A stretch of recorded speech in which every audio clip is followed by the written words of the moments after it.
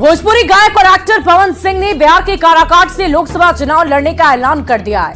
पवन सिंह ने ये घोषणा आसनसोल सीट पर बीजेपी की तरफ से उम्मीदवार के नाम का ऐलान करने के बाद आया है। सवाल है कि पवन सिंह काराकाट में किसका खेल खराब करेंगे।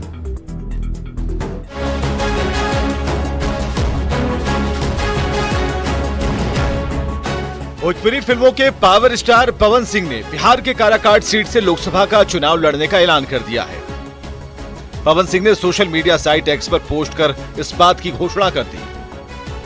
पवन सिंह ने लिखा है, माता गुरुतरा भूमेरु, अर्थात माता इस भूमि से कहीं अधिक भारी होती है और मैं अपनी मां से वादा किया था कि मैं इस बार चुनाव लड़ूंगा।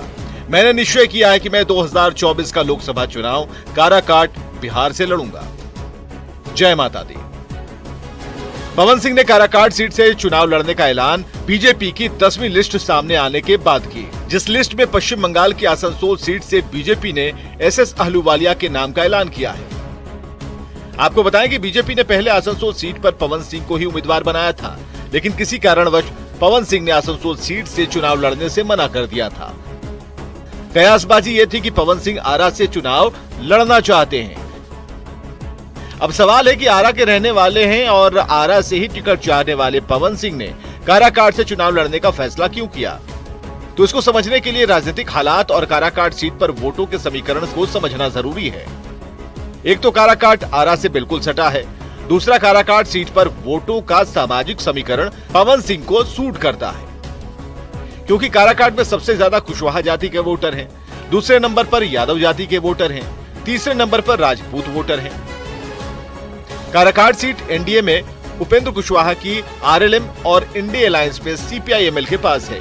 यहाँ मुख्य मुकाबला आरएलएम के उपेंद्र कुशवाहा और सीपीआई-एमएल के राजा राम सिंह के बीच है। पवन सिंह के चुनाव लड़ने के ऐलान के बाद काराकाट की लड़ाई दिलचस्प हो जाएगी, क्योंकि एनडीए और इंडिया अलायंस के उम्मीदवार कुशवाहा जाति के हैं। उपेंद्र कुशवाहा का संबंध कुशवाहा समाज से है और राजा राम सिंह भी कुशवाहा जाति से आते हैं। मतलब इन दोनों के बीच लवकुश वोटों का बंटवारा संभव है, जबकि अब तक इस सीट पर ना तो कोई मजबूत राजपूत कैंडिडेट है और ना ही यादव। खुद पवन सिंह की फैन फॉलोइंग भोजपुरी बेल्ट के युवाओं में बहुत ज्यादा है। यही वजह है कि सीधे सीधे बीजेपी और आरजेडी से टकराने के बजाय पवन सिंह ने काराकाट का चुनाव किया।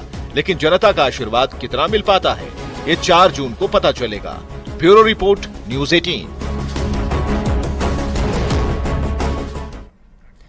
तो ये तो आपने सुन ली खबर कि पवन सिंह काराकाट के चुनावी मैदान में उतरेंगे, लेकिन सवाल तो ये है कि आखिर काराकाट को ही क्यों चुना? पवन सिंह ने 2014 में बीजेपी ज्वाइन कर लिया और उसके बाद के चुनाव में पवन सिंह ने बीजेपी के लिए खूब प्रचार प्रसार किया। पवन सिंह आरा से लोकसभा का चुनाव लड़ना चाहते थे, जो उनकी गृह भूमि है। बीजेपी ने पवन सिंह को पश्चिम बंगाल के आसनसोल से उम्मीदवार बना दिया। पवन सिंह ने किसी कारणवश आसनसोल से चुनाव लड़ने से इनकार कर दिया, लेकिन यह भी जाहिर कर दिया कि वो चुनाव तो जरूर लड़ेंगे। माना जा रहा है कि पवन सिंह आरा और बलिया में से किसी एक सीट से चुनाव लड़ना चाहते थे। पवन सिंह को उम्मीद थी कि बीजेपी उन्हें किसी और सीट से जरूर चुनाव लड़वाएगी, लेकिन बीजेपी की 10वीं लिस्ट में बलिया से नीरज शेखर और आसनसोल से एसएस अहलूवालिया के नाम का ऐलान हो गया है। यानी अब पवन सिंह के लिए कुछ भी नहीं बचा था। लेकिन पवन सिंह बीजेपी और आरजेडी से टकराहट भी नहीं चाहते हैं और यही वजह है कि पवन सिंह ने आरा से सटे काराकाट सीट का चुनाव कर दिया। काराकाट सीट एनडीए में उपेंद्र कुशवाहा की आरएलएम के पास रखी गई है, जबकि इंडिया अलायंस में काराकाट की सीट माले के खाते में गई है। काराकाट में सबसे ज्यादा कुशवाहा वोटर्स हैं, उसके बाद यादव और फिर राजपूत वोटर्स हैं। अब तक काराकाट सीट पर कुशवाहा जाति के उम्मीदवार की जीत होती रही है, लेकिन इस बार दोनों ही गठबंधनों ने कुशवाहा जाति के उम्मीदवार को मैदान में उतारा है। यानी कुशवाहा वोटों के बंटने की गुंजाइश ज्यादा है। यही वजह है कि पवन सिंह ने काराकाट सीट का चुनाव कर लिया। हालांकि काराकाट की जनता किसे चुनती है, ये देखना बेहद दिलचस्प होगा।